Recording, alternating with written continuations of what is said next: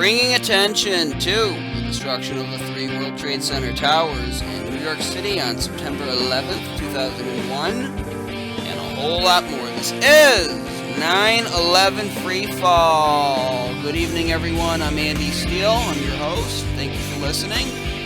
This week, I have Pam Senzee back on. She's going to be talking about what she's been up to since she was on last, and about her show, which airs right here on No Lies Radio every Monday.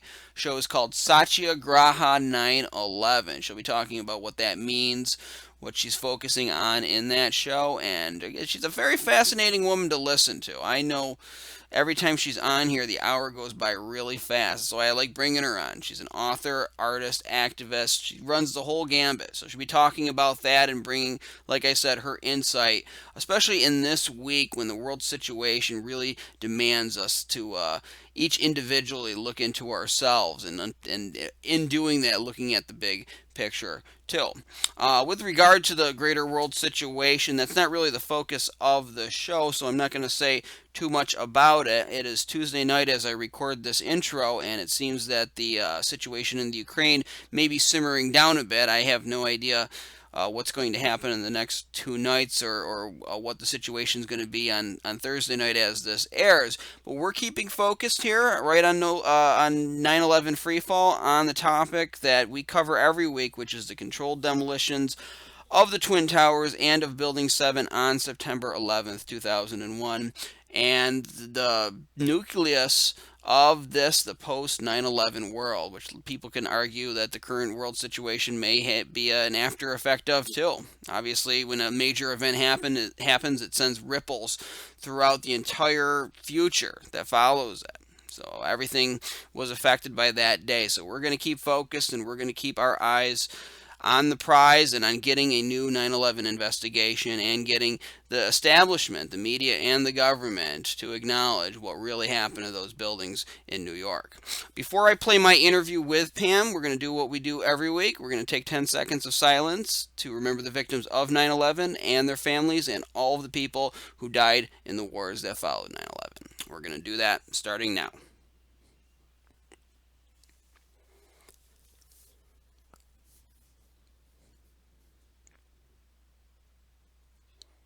And that is 10 seconds.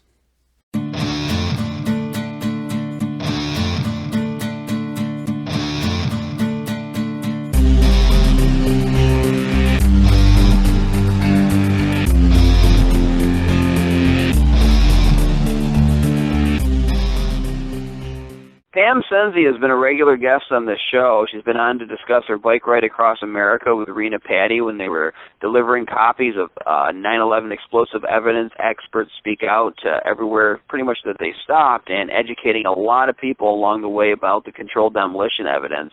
She was also on this program to talk about her meeting with the FBI in Washington, D.C., and a meeting that she had with Senator McCain's office in Arizona. Now she's got her own show right here on No Lies Radio with Dave Meiswinkle. It's called Satyagraha 9/11. It can be heard every Monday at 9 a.m. Pacific, noon Eastern Time. Pam, welcome back to 9/11 Freefall. Thanks, Andy. It's always a pleasure to be with you. So, yeah, you've been doing a lot since we heard from you last. Why don't you tell our audience about some of the activism and basically about the show, all the work you've been doing since the last time you were on this show? Oh, wow.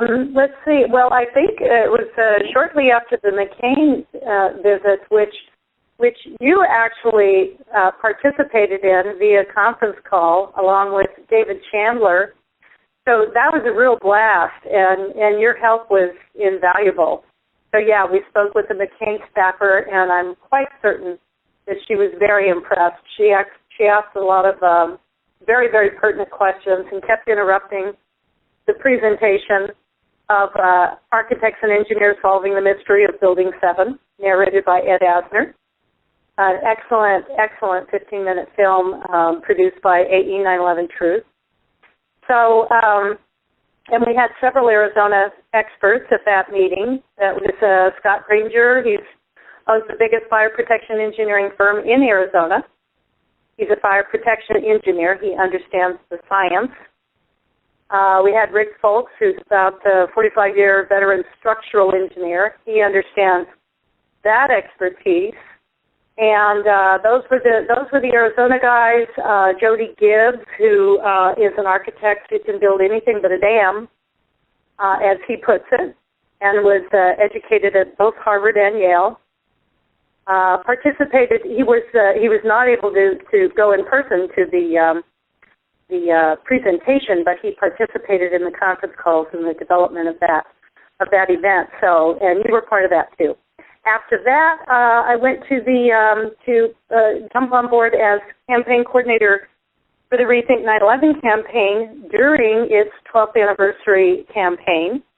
So that was a real privilege, and that took me back east. Did some traveling back east and started working as well once the Rethink 9/11 campaign, which, by the way, as you know, at that time educated 50 million people globally about the fall of Building 7, the free fall collapse of Building 7, and the science of that, and it has since gone on to educate many more. So it's an incredible campaign, and I'm glad I got to be a part of it. And then, being back east, I started assisting David Meiswinkle, attorney David Meiswinkle, who is the founder and president of New Jersey 9/11 Aware, an organization devoted to assisting the creation of a new investigation in New Jersey based on New Jersey jurisdiction. So that organization has recently informed the governor and the attorney general, the prosecutors, all the assemblymen, and more in New Jersey about the 62-page complaint that David Meiswinkle, my co-host at Satyagraha 9/11, as you said earlier, filed with the State Committee on Investigations in New Jersey, which predictably refused to investigate. So he's working hard on that, and I got to work with that. I've written a book about the Trek, Quantum Trek, a post-9/11 journey of transformation, which is a message of hope amidst all of this turmoil that we're facing and grappling with and looking for answers with. And because the Trek, for me, was in one way, it was representing AE 9/11 Truth with Rena Patty and the fantastic, groundbreaking film 9/11 Explosive Evidence, Experts Speak Out, and presenting that to fire chiefs and police chiefs, university professors and students, and anyone else who would listen to us across the country. So, and we had a wonderful reception with that. But that trek for me also was a soul-searching experience, where during which some quantum physics presented itself as an answer for me, and I wanted to share some of those insights and the revelations that the quantum physicists are telling us as well, because they're saying that we can indeed, based on that science, change this paradigm that we really truly want to change, that we most certainly can. We can change it with our consciousness. So that's pretty much the thread that is woven through the book. And then now, yes, the radio show that I share with David Meiswinkle, Satyagraha 9/11, which also strives to face these issues, the key issues of 9/11 truth, because we do need to challenge the government story, the government account of 9/11. It has some very, very serious holes in it, and its science is not sound, and the implications of that are grave. So we do need to face that, and the issues of the post-9/11 world, these wars, this grab for global resources, the losses of our liberties, because we want our children and the young people to inherit a better world, and that's a huge motivator for me, Andy. I know you've heard me say it before, because I just think it's absolutely unthinkable to leave the next generation with this mess. We can't do it. We've got to fix it. So that's what I'm all about. Okay, that was my long answer to your short question. Well, I like the long answers, but you take the words right out of my mouth. I was talking about this last week. I don't have any children myself, but I see them running around here and pulling up behind school buses. You see kids running off doing the same things that you yourself or I myself would doing when I was a kid, running up checking the mail like it's the most exciting thing you do every day, and it just kind of drives it home of why we're really doing this. And I look at the country and the world as a whole almost like a victim of some kind of a immune disease or immune deficiency disease where you've got symptoms resulting from that, the coughing, it's just a basic what you would get from a cold, but you have the underlying cause of it as well. So you're trying to constantly treat the symptoms, but the goal is to eliminate the disease in itself that's causing the symptoms. And so many people lose focus trying to chase after one of those two things, either the symptom or the root core. And you've taken a path where you're looking at every aspect of it, where you're treating the country almost holistically in a way to really just pull out the disease, to just strike at the core, but also alleviate the problems that people are having as a result of the disease too. I think that's really great. I think that's a big service to the movement, because I talked about it last week on this show, where people who are awake to this evidence, but they live in the society and the situation being what it is, they may not know how to deal with it. There was a story in the news, I don't know if you've even seen it, where there was a substitute teacher at a school. He was a substitute physics teacher. I was kind of hoping that the story would revolve around him talking to the students about Building 7's 105 feet of free fall. But I don't think he talked anything about that. But he did talk about 9/11. He talked about other elements of the 9/11 crime, evidence of government complicity, and some kid took a cell phone camera and videotaped it, and then it made it out into the news, and the usual suspects did their whole phony outrage thing over it. And it's like, what do you do, though? I mean, what do you teach to the students? And I don't even know if what he was talking about was on topic, but what if a student asks you about 9/11, the student isn't even alive when it happened, but he asks you, why did the building collapse? And what do you say to that? How do you deal with that? And it causes stress within people. So these are the kinds of things that we need to be talking about just to deal with the situation so that we're stronger for dealing as activists in the movement. And that's really what I see you as doing. And like I said, it's a great service. So I want to ask you, the title, Satyagraha 9/11, what does that mean? Oh, that's a good question. Satyagraha is a word that defines. It's the word of the Gandhian movement. That's what it was called, Satyagraha. And if you were a participant in the movement or a practitioner of Satyagraha, you were called a Satyagrahi. And the word was actually created by Gandhi. It's two Sanskrit words.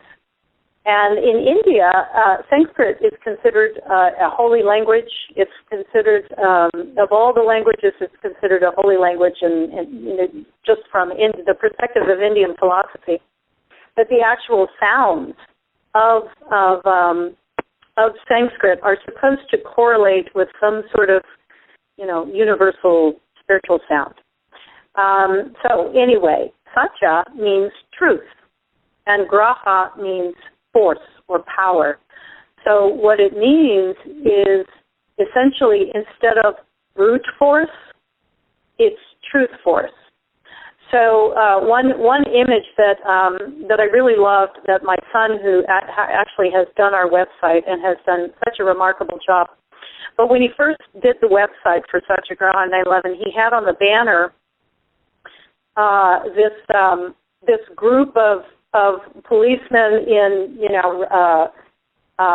militaristic regalia, and they're all with the shields, and their faces are covered, and and they've got their guns drawn, and they're going after this one guy who's unarmed, and he's standing there, just like staring at them, just this harmless guy who's just standing there, and And that image is very, very apropos because it's like, the power of truth. And truth is what they don't want to hear, a power structure that does not have our liberties in mind, a power structure that does not have human liberty in mind and peace in mind. Okay, an abusive power structure, a controlling power structure. They don't want to hear the truth. So truth becomes an incredible weapon. Truth is spoken in peace. So in Gandhi's Satyagraha, an act of violence could even be a resentment, a thought, a word. So Satyagraha in that spirit is truly peaceful in total spirit and looks at the offender as someone who is really, really sick and, could be like extremely sick, but that's kind of the view. And King picked that up as well. Now, when I was back east and I went to a conference that our friend Richard Gage, founder of AE 9/11 Truth, spoke at, was one of the presenters at this conference, which was at the Sheraton overlooking the Pentagon. What an experience that was to actually, look at it from that view. Barbara Honegger gave her Pentagon presentation, of course, behind the smoke curtain. And afterward, I was given a pitch for the book, I think, and she was sitting like 5 feet away from me. And I mentioned the show, which had just started then, Satyagraha 9/11 Radio, and she looked up at me and she said, Satyagraha was founded on 9/11. And that just floored me because I didn't know. So Satyagraha was actually founded on 9/11. So that was a very, very interesting and synchronistic coincidence. So that's what it's about, truth, for the force of truth. We're going to speak truth to power, but we're going to do it in the spirit of peace.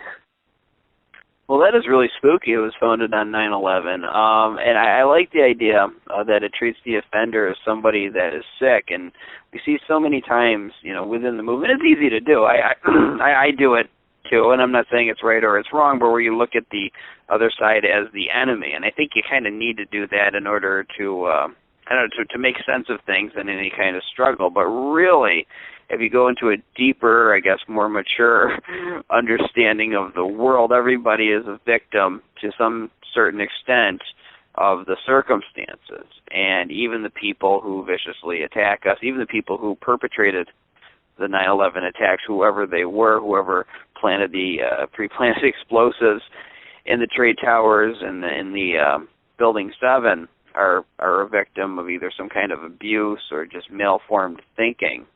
And that really is, I guess that's the way that we need to look at the situation. Otherwise, you're just angry at the world all the time. That's the trap that people can fall into. And I had Fran Schur on the show a few weeks ago to talk about various things, the cognitive dissonance, but also to talk about avoiding activist burnout and just kind of self-help for people who are awake to the evidence. And yeah, I mean, again, your path is really the right one. It's not easy for everybody, and I guess everybody needs to summon whatever it is inside them that makes them move forward, whether it's some kind of universal love or whether or not it's some kind of anger that drives them, some kind of anger to just want to destroy the enemy being a tremendous lie, this establishment wall that's been put up. So it's really just how people, I guess, how they view the world. But what's great is to get different points of view from so many different kinds of people. That's what you're doing on your show too, is because you expand out into topics that I don't on this show, because I simply just focus mainly on the science. But I mean, it's all very interesting. Everything that's going on in the world is very interesting. I mean, right now, and it's Sunday night as we do this interview here, I have no idea what the world situation is going to be like on Thursday when this show airs. We're talking about spooky coincidences in history. It's 2014. World War I started in 1914, so we're here 100 years later, and I'm not saying it's going to necessarily escalate into a world war. However, I'm sure it's run across people's minds a few times in the past couple of days. What do you think about our current world situation, and not necessarily what's going on in the world with the issues with the Ukraine? The press is covering that fine enough right now. But what place do you feel 9/11 Truth has in helping in these problems, these major problems, like we're seeing today? Where does it fit into it? Oh wow! What an amazing question that is. 9/11 Truth is key. It is a very, very important key, and the reason is, in my view, and I'll speak from my own personal perspective. So I'm not speaking as a scientist or an expert. I'm speaking as a mom and a citizen of this country and of the human race. Okay, so in my view, 9/11 was a coup d'état. 9/11 was, and that the existing government is an occupying force.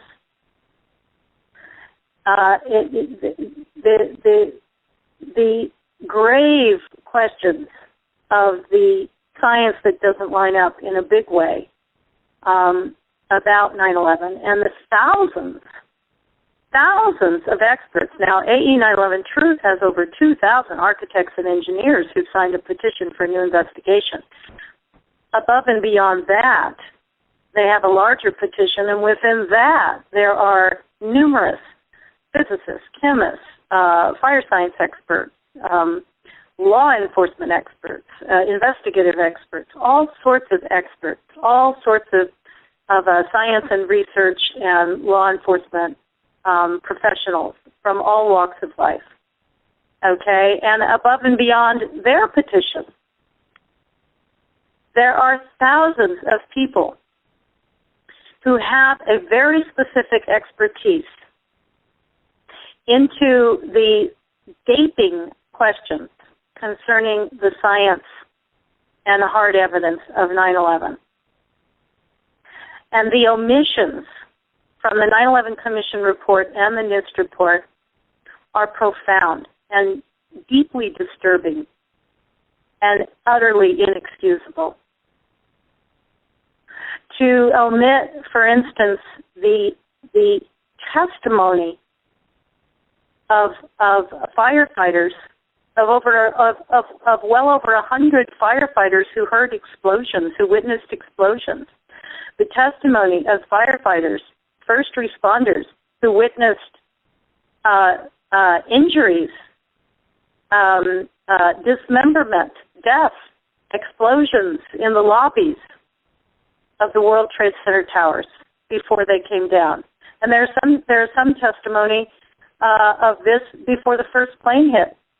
William Rodriguez testifies to that. He testified before the 9/11 Commission on that.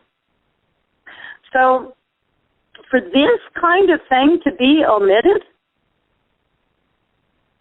is an abomination of justice and of due process. And for this and the nanothermite science that David and I submitted to the FBI at the close of my trek in a complaint that I filed with the FBI, and David served as my attorney during that time. The Bob Tuskin, another radio show host that I know that you know, and that we've both been affiliated with. Bob submitted a complaint with others to the FBI, even before our complaint, and I didn't know about that. They responded to him, and he submitted the nanothermite science and evidence from architects and engineers for 9/11 Truth, and the FBI responded to him in writing that Richard Gage's, founder of AE 9/11 Truth, architect Richard Gage's research and science is sound. And I remember that. I remember that. And Richard, Yeah, Richard actually pointed that out to me at one point after I had talked to Philip Mudd on this C-SPAN, and he had claimed that that there was no evidence. I don't remember exactly how the whole conversation went, but I saw that, and we talk about the big picture, and this is the way I see it, right or wrong. This is just the world through my eyes here. George Orwell has a quote somewhere in 1984 where he says, "Freedom is being able to say that 2 + 2 = 4, because it's the truth. You can't argue with it. It just is.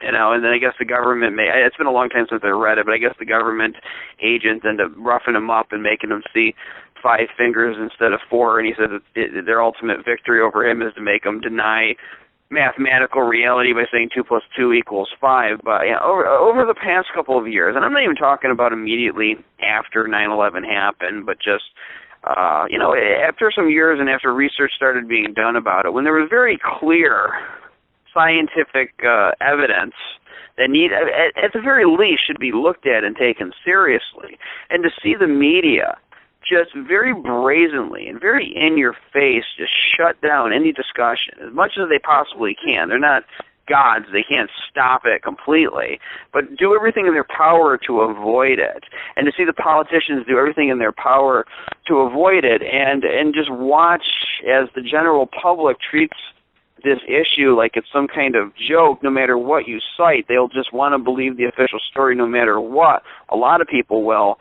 And then when something else comes out, some other symptom of the quote-unquote post-9/11 world, where they find out that the government's been spying on your webcams all this time, or that they've been listening, or they've been tracking your phone calls, and listening to some of them, people get this kind of awkward look on their faces, and they get really nervous for a moment, but then they kind of try to rationalize it again, but each time it's like they're digging the hole deeper and deeper, and they end up sounding more neurotic trying to rationalize what's happening. And now with this the situation in the world going on, and people kind of have that deer in headlights look on the news and the media, it's almost like, what did you expect? And not to inject some cynicism into this discussion, if we want to talk about quotes from one of my favorite books of all time, it was a graphic novel called The Watchmen.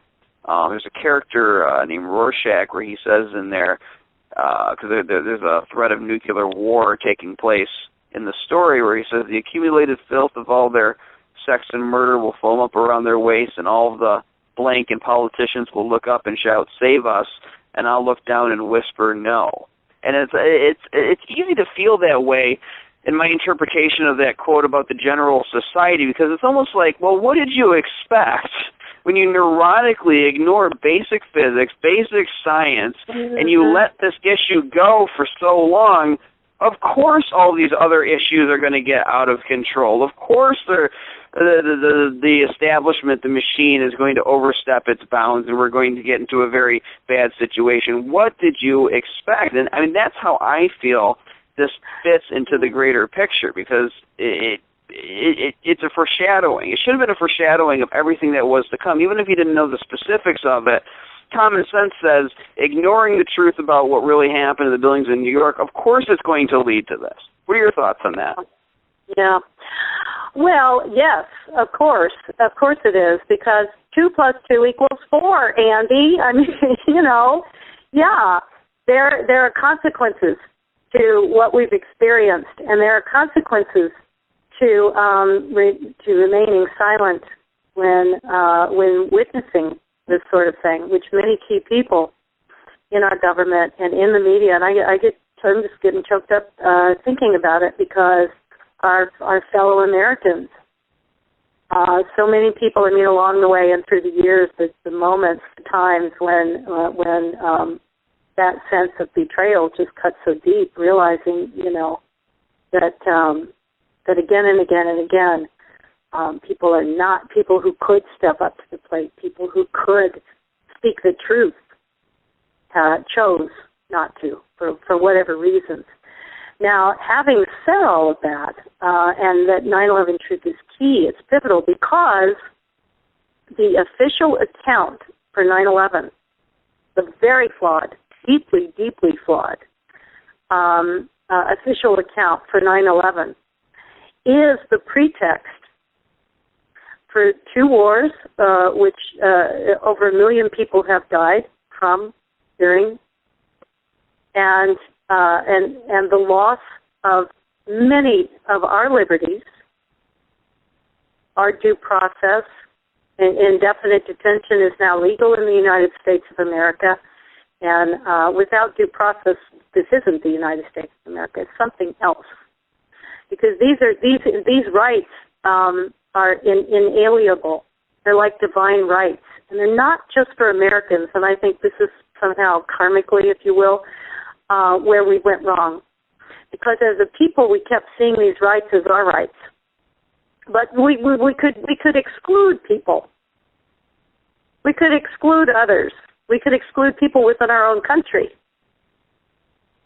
And it's this what David Ray Griffin has written and spoken so eloquently about, this American exceptionalism, this arrogance that is part of this problem.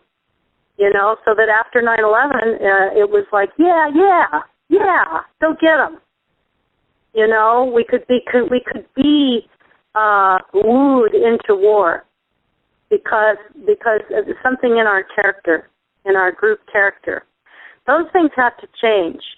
And on the other side of this, the healing part of this, the transformation part of it, and that's what I'm about. I'm about the healing and the transformation from this. But in order to set things right, we have to be able to face the truth. You know, if you're an alcoholic, you're not going to get sober denying that you have a problem with alcohol. You're going to get sober by admitting that you have a problem, and if that's all you sit around talking about, that's not going to solve it either. You have to recognize the issue, and then you have to set about in the recovery process. That's what has to happen in this world thing that's happening, because the loss of liberty that we've experienced is now being enforced all over the world. Indefinite detention can be enforced by the CIA and the United States military upon anyone in the world. The authorization to use military force, the AUMF, has been declared in May on 2 different levels. It was declared by the Pentagon on the Senate floor. This is on C-SPAN. Okay, anyone can look it up. In May of 2013, Pentagon officials, to the aghast of Senator King from Maine, I think, they basically declared that they can use the AUMF anywhere. They don't need any stinking congressional clearance at all. They can go over to any country they want and use force. They can indefinitely detain anyone in the world. They can just kidnap anyone in the world and just throw them into a secret prison. You know, so we're losing liberties here. Wars are being committed elsewhere, invasions, covert operations, drone strikes. All of this is because of the official story, the deeply flawed official account of 9/11. So we have to recognize the truth about 9/11, what the hard science and forensic evidence is saying. That's crucial. Then, once having done that, we also have to set about in this healing and recovering and restoration process, and I think, in my view, we certainly have to do it with peace uppermost in our mind. We can't do it from this angry, retaliatory state of being, because that will just generate more. It will generate more. It won't solve problems. We have a huge world problem to solve, this global thing. And it's my personal belief that it has to do with global resources, that that's a primary thing that's going on here, you know. But the thing of it is that they are few and we are many, okay? One of the offshoots of all of this, because of the internet, is that a global peace community is emerging. And it's really beautiful. A really exquisite and radiant global peace community is emerging. It's multifaceted. It's multi-denominational. It's many religions. People of all different walks of life and faith are joining together and working together to bring about change.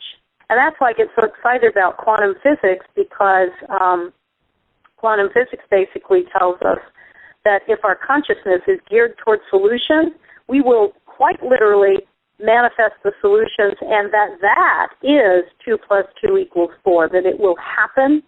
There is no way that it can't happen if we are concentrating on the solutions. So if we're concentrating on peaceful solutions, they will manifest. Gandhi used to put it like this. He would say, it will fall, free India will fall like a ripe apple. You know, when it's time, it'll just happen. If we just keep looking toward that, you know, and don't give up. Right, and I love what you say about focusing on that final outcome, and you cite alcoholics and just how, you know, sitting around complaining about it doesn't do anything. I hear so many people sound so apathetic when you start talking about some of these issues and what we're facing, the bigger world picture, and they almost think that trying to do something about it is like fighting windmills or something, like it's just completely out of reach. And I don't think so, because, you know, I mean, just look what a small group of people have done. Just if you look at the big scale of the world, look what a small group of people have done already. Imagine if more people were doing it. Imagine if more people just said, I'm not going to go along with this. And part of doing that is imagining that final outcome. So many people hold themselves back because I don't know if it's an insecurity thing, if it's a low self-esteem thing. I don't quite understand it, but there is this phenomenon where, let's say you have an obese person, you know, overweight, and they want to lose weight, but all they've ever known for most of their life is being this obese person, and then kind of the social implications that come with that a lot of times, and just basically how their life is affected by that. They can't imagine their life being any different. And so before they can start exercising, before they can start eating right, they have to visualize themselves as having lost the weight.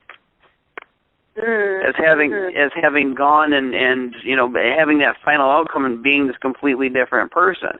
Somebody who's been in, you know, let's say they've had a hard life, let's say they've gotten into prostitution, something like that, and drugs. You know, they may want to just run away, go out to some Midwest town and join a church and teach Sunday school and have a completely different life and be a mommy, you know, just completely 180 lifestyle. But it might seem alien to them. It might seem like a big joke to them because they can't imagine themselves being like that. They've been one way for so long, they don't think they can make that change. And so I apply this to the 9/11 situation because so many people just can't imagine that we would ever acknowledge this, that this would ever even come to the surface, that this would actually be in the history books, that, yeah, you know, there was a controlled demolition, it was a big lie, and that's the way it was. They can't see a world where that is. I can imagine it, and I guess it's because I've lived in the former Soviet Union. When I was in the Peace Corps, I saw a lot of Russian TV where they would talk about a lot of the crimes, or, you know, all the crimes of the Soviet Union openly on television as it being in the past, and that was the past, and now here we are, and we're moving forward, and it's not a big deal, and that's the way it is. And I think America can be like that. I think we can be just fine and with this in our history, but so many people don't see that. And you know, I think that's part of our mission, too, is to change people's outlooks and to let them know, first of all, that they have power to do something. I mean, one person can do an awful lot. So when you multiply that, obviously that can move mountains. But not only that they have power, but also that things will be okay and that we can be who we want to be as a people. You know? What are your thoughts on that? Oh, well, that's, I agree with you absolutely 100%. And as you know, I just returned from a retreat, and I had the privilege of spending a little time with Bear Cloud, who was on our show earlier in February. Let's see, this is March now.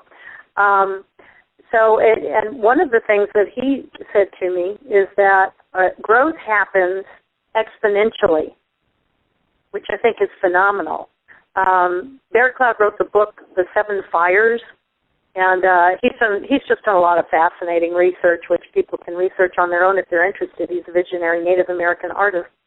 But anyway, he said something that was extremely compelling to me, and it fits right in with what you said. Growth happens exponentially, okay, so in mass. So you're talking about, so basically it's the hundreds monkey thing. So you have all these people, and you have people waking up to a new paradigm. This one wakes up to a new paradigm, introduces it to this other person. This one wakes up to a new paradigm. This one wakes up to a new paradigm. This one wakes up to a new paradigm. And then the science with that, this jives with quantum physics, is that then all sorts of people are waking up to a new paradigm. It sort of spreads because we're all one. There's a quantum principle called entanglement. And the unified field theory, we're all one wave energy thing, you know, we're all one entity in a sense. So really, that's kind of that other tricky science aspect to this. So if we're hopeful and we're envisioning it and we can see it, because I can see it too, like you, and that's what I want to hear from people. I want to hear that. I want to hear them open up to that and be able to see that paradigm change. And the more that do, then those who haven't been able to see it all along, all of a sudden, many of them will all of a sudden be able to see it. And that's when you see the Berlin Wall go down. You know, that's when you see these kinds of just, boom, all of a sudden it's happening, and it's the floodgates are open. There is no stopping it. There is no stopping it. And that's how populist movements are. That's how they happen. And they have that energy of peace and love that kind of permeates them, and it's infectious. See, and that's part of the magic of that too, because then even people on the opposing side, so to speak, they come along too, and they jump on board too. There's a photograph. Boy, I wish I could remember where it took place. It was one of these populist uprisings somewhere in the world. It may have been Iceland. Anyway, the police themselves take off their helmets and join the protesters. It's a beautiful, beautiful sight. That kind of thing happens. There are many, many, many people in this world who are serving this, if you will, I'll use my term, this global coup d'etat, or as Niels Harrit has corrected, global coup d'etat, it's a coup de monde. It's this global thing. And there are millions, literally millions of people around the world who are serving that, not really recognizing, you know, it's the soldier who's taking orders, it's the person, you know, there are a lot of good people who are working in the FBI. There are a lot of good people working in the CIA. There are good people in government. There are good people everywhere. There are good cops. You know, my co-host was a whistleblowing cop. All these good people throughout, people working for Honeywell, people working for the military-industrial complex, for Raytheon, you know, all these people in this compartmentalized system, this power structure, they don't, you know, they, as you say, they rationalize different things, and they go along, and they go in step, etc. There will come a time when the paradigm really does start tilting far, you know, in our direction. They too will jump on board. People who are playing the game will all of a sudden sort of wake up and say, no way, wait a minute, I don't want to be part of this. And we want them to feel comfortable. That's why that spirit of peace is so vital. We want them to feel comfortable jumping into our boat. You know what I mean? We want them to feel welcome, that all are welcome, you know, let's just all do it together, that sort of thing. But there's something in, and Fran can speak eloquently about this sort of thing, but Fran, sure, there's something in brain chemistry, literally, and our peptides and so on and so forth that literally at a brain chemistry level keep us rationalizing and justifying and staying in a rut and that sort of thing. So it's really up to us. It's up to people who can see a better way to, do the heavy lifting, if you will, and just keep going until the timing is right for others to come on board. So, I'm not giving up on them. It's just that, I really bristle anymore at a negative outlook. I won't tolerate it myself. About the world. I no longer tolerate that. We're going to change it. That's my mantra. Now, I want to make sure we talk about your book on this show. So, talk a little bit more about your book, some of the insights that you have in it. What you want your audience to get out of it by reading it. Well, the book is about, in many ways, it's about what we've been discussing. It's about how we are going to change this paradigm, and it's personal in the sense of it's my own struggle, waking up to what happened on 9/11. I knew from day one, for myself, I'll use my term, that it was false flag. And so, this has been a long road, being a mother, raising a son, and looking at this and realizing, knowing what's going on, and when they're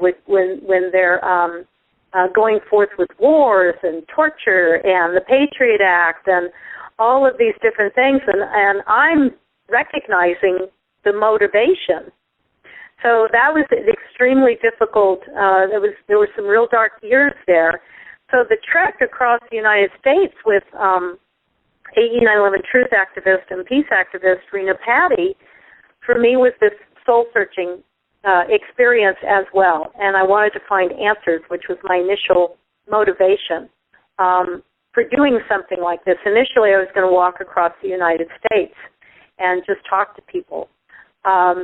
And then Rena, just emerged like a manna from heaven, and we became a team, and it became a bicycle trek, and so I think it was much more effective that way. But anyway, one of the things that emerged for me was as we've discussed, the principles of quantum physics. And so that's what I weave throughout my book in the story that I tell, basically, and the experiences that we had across the country. So it deals with that, and basically this hopeful message that we, and it's not just hopeful; it's grounded in science, that we certainly can indeed change this paradigm. Every chapter, for instance, opens with a quote from, mostly from quantum physicists, okay, like Amit Goswami or John Hagelin. These quantum physicists, a number of them who were in the film What the Bleep Do We Know? Did you see that film, Andy? Oh, What the Bleep Do We Know? I watched it many years ago. It's a very good film. Everybody should watch it and check it out. Oh, it's a remarkable film, and it's one of these that people should really watch repeatedly. Especially, I would recommend that every single 9/11 truther watch that film, because when they watch it, they'll realize at a core, deep level, and I think that can shake and shift the consciousness that you were talking about earlier. If they'll watch it, they'll realize, oh wow, we can change this. We can change this paradigm. It's in our consciousness. We are empowered to bring about this change. We're not little people. We have a tremendous creative power, and that in the most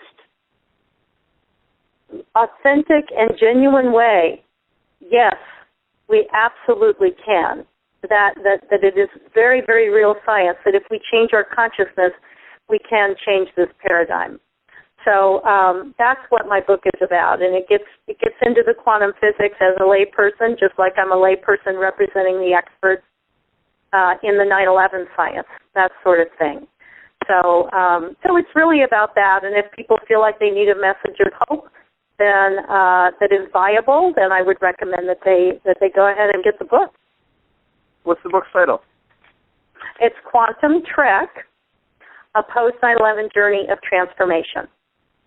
Right, and we can buy that by going to your website. Can you spell out your website for the audience? Yeah, they can get it on Amazon, and they can also get it at our website, our radio website, which is Satyagraha911.org. So that is SATYAGRAHA 911.org.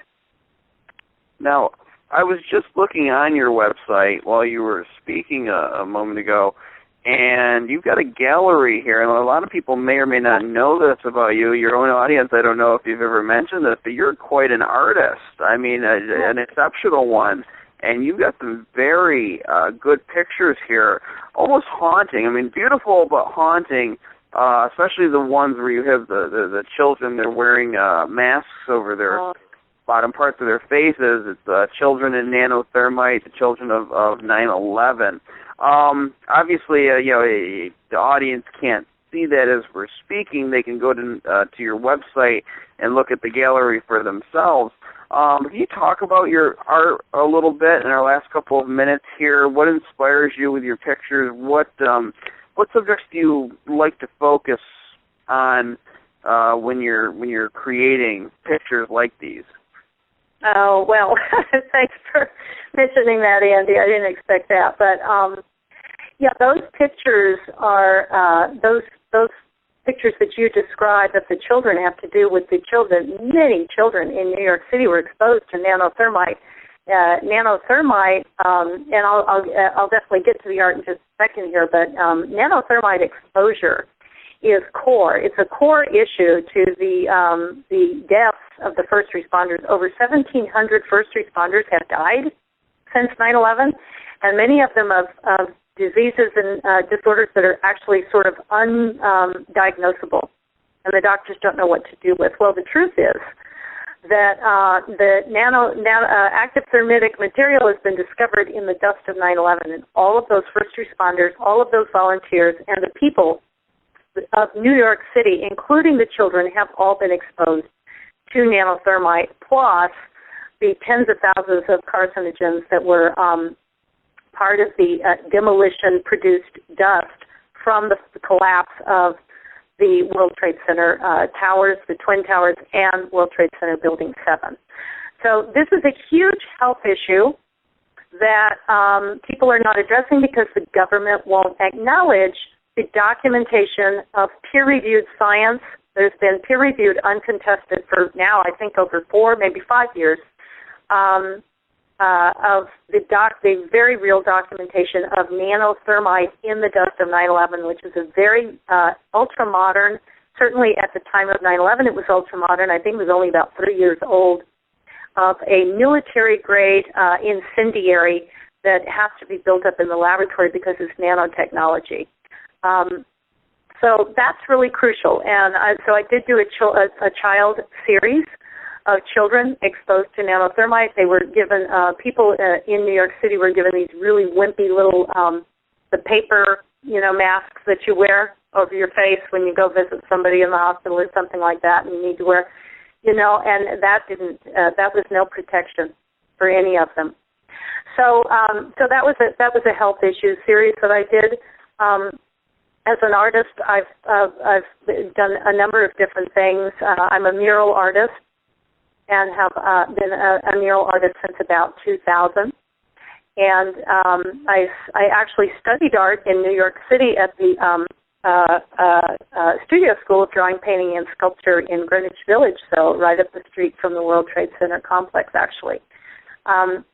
But I've done a number of different things, and my art varies. It's going more sort of spiritual and quantum now, and so I'm doing another series that will be up, and I'll have a separate website. But at any rate, I just do whatever inspires me at the time. So sometimes it is kind of dark and activist oriented, and other times I think it's more inspiring. And I love to do nature. I love to be in nature, and sometimes I'll do natural abstractions. But if anyone wants to go to the gallery, there's also, and you're right, I've never talked about this, but there is a store on the site. People can go and purchase prints or in the form of cards. Some of them are appropriate for cards, and some I feel aren't. But they can do that, and all the proceeds go toward the advancement of Satyagraha 9/11 radio, because we do want to expand and keep the show growing, because it's a message of dealing with the truth of 9/11, but in a post-9/11 world, but also a message of hope. So that's what that's about. Thanks for asking, Andy. Well, no, I like looking at art, and in every movement, it seems like there are artists that shine out and capture it with what they produce. And, just looking back throughout time, there's always been someone that kind of captures the essence of what's in the people during the era of history that they're living in. So the art gets influenced and it changes throughout time. I feel like we've lost that to some extent. I feel that things have kind of gotten corporatized, have gotten kind of cheesy and silly, and this is my personal opinion. But I just see that, and I don't see people putting as much of their heart and soul into their work. I see that in your work, though. So I think that's great. I want everyone to know about it and spread it around. And also, if there's artists out there, again, we need as people using their talents, whatever they are, to get the evidence out there, to get the message out there. So, if you're an artist out there, incorporate some of these themes. Don't be afraid and speak out, and people will see that as bold, and they will find it more acceptable. So any way you can incorporate Building 7, let's say, into a mural or a picture, do that. I'm saying that to the audience. However you can do it, express yourself and be yourself, and that's what art is for. Pam, I want to thank you for coming on 9/11 Free Fall. The hour's blown by really fast. It always does when you're on, but thank you, and I look forward to having you on again sometime. Thank you so much for asking me, Andy. And I also want to thank you so much for your assistance in the development of Satyagraha on 9/11. I mean, people might not realize this, but you were a phenomenal help to this greenhorn behind the scenes. I don't think I could have done it without you, so thanks a lot. Oh, no problem. Well, I just told you how to record it, but but I guess that is kind of important to know, to capture your voice. But no, I'm glad that you got the show and people can hear you. So thank you very much. Take care. Namaste. Thanks for listening. Remember, you can hear this program every Thursday night on No Lies Radio at 10 p.m. Eastern, 7 p.m. Pacific. You can also download the show by going to 911freefall.com. This is Andy Steele saying have a great week and good luck.